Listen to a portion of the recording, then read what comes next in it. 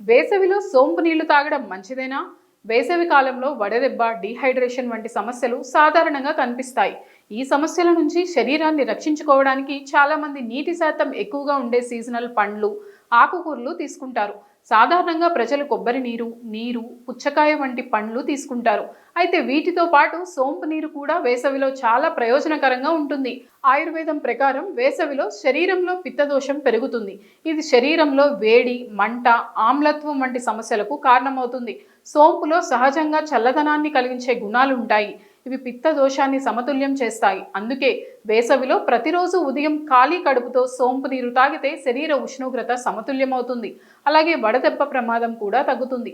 1 tea spoon సోంపు గింజలను 1 glass నీటిలో రాత్రంతా నానబెట్టాలి. ఉదయం ఆ నీటిని వడకట్టి ఖాళీ కడుపుతో తాగాలి. కావాలంటే కొంచెం వేడి చేసి కూడా తాగొచ్చు.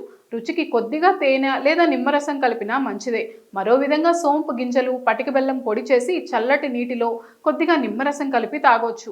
సోంపు నీళ్లు తాగడం వల్ల జీర్ణక్రియ మెరుగుపడుతుంది, శరీరాన్ని చల్లబరుస్తుంది, హైడ్రేషన్ను పెంచుతుంది, శరీరాన్ని డీటాక్స్ చేస్తుంది, బరువు తగ్గడంలో సహాయపడుతుంది, చర్మం, జుట్టుకు మేలు చేస్తుంది.